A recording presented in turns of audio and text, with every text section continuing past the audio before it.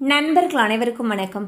இன்னைக்கு நம்ம இந்த வீடியோல சற்று முன் தமிழகத்தில் மிக முக்கிய 12 அறிவிப்புகள் வெளியாகியுள்ளன. ஸோ அது என்னென்ன அறிவிப்புகள் அப்படிங்கறத பத்தி தான் இப்ப நம்ம பார்க்க போறோம். வீடியோக்குள்ள போறதுக்கு முன்னாடி இதுவரைக்கும் நீங்க நம்ம சேனலை சப்ஸ்கிரைப் பண்ணலைன்னா உடனே சப்ஸ்கிரைப் பண்ணிருங்க.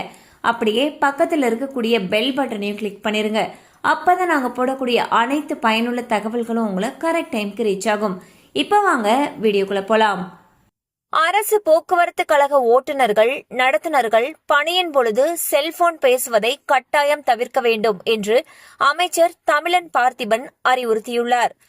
வேலையில்லா பட்டதாரிகளுக்கான மாதம் 4000 ரூபாய் உதவித்தொகையை பெற எம்ப்ளாய்மெண்ட் ஐடி கார்டை புதுப்பித்து வைத்திருப்பது அவசியம் என்று கூறப்படுகிறது.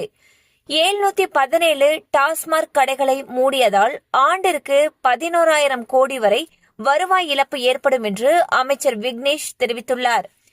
திமுக ஆட்சியில் டிரான்ஸ்பார்மர்களை கொள்முதல் செய்தது தொடர்பாக டான்ஜெட்கோ மீது சிபிஐ எஃப்ஐஆர் பதிவு செய்துள்ளது. வாகன ஓட்டுநர் உரிமம் வழங்கக்கூடிய நடைமுறையில் மத்திய அரசு மாற்றம் கொண்டுவர திட்டமிட்டு வருகிறது. இனி ஓட்டுநர் உரிமம் பெறுவோர் தங்களுடைய 50 வயது வரை புதுப்பிக்க தேவையில்லை என்று கூறப்படுகிறது. திருவான்மையூர் உத்தண்டி 4 வழி உயர்மட்ட பாலம் கட்டுவதில் நடைபெற்றுள்ள 700 கோடி ஊழல் குறித்து சிபிஐ விசாரணைக்கு தமிழக அரசு உத்தரவிட வேண்டும் என்று அன்புமணி வலியுறுத்தியுள்ளார். அனைத்து மாநகராட்சிகளிலும் 24 மணி நேரமும் தடையற்ற குடிநீர் கிடைப்பதை உறுதி செய்ய வேண்டும் என்று முதலமைச்சர் திரு விஜய் அவர்கள் உத்தரவிட்டுள்ளார். தமிழகத்தில் பெண்கள் பாதுகாப்புக்காக தனி டிஜிபி நியமிக்கப்பட வேண்டும் என்று முதலமைச்சர் அவர்களிடம் வலியுறுத்தியதாக பாமக எம்எல்ஏ சௌமியா அன்புமணி தெரிவித்தார். அமைச்சராக பொறுப்பேற்று 3 வாரங்கள் ஆகும் நிலையில் 1 ரூபாய் கூட லஞ்சமாக பெறவில்லை என்று அமைச்சர் திரு CTR நிர்மல்குமார் தெரிவித்துள்ளார்.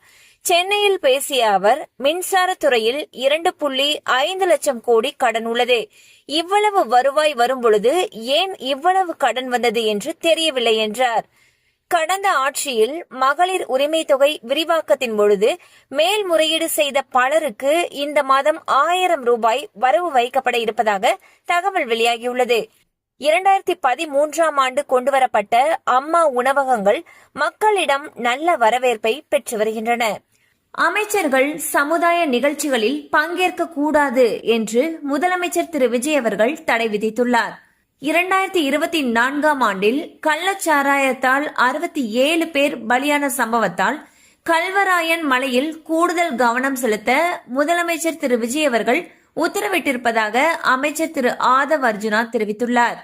தமிழ்நாடு மின்வாரிய தலைமையகத்தில் ஹார்ட் டிஸ்குகள் திருடப்பட்ட வழக்கு சிபிசிஐடிக்கு மாற்றப்பட்டுள்ளது. புதிய வக்பு வாரிய சட்ட திருத்தம் தமிழகத்தில் அமல்படுத்தப்படாது என்று சிறுபான்மையினர் நலத்துறை அமைச்சர் திரு ஷாஜகான் அவர்கள் தெரிவித்துள்ளார்.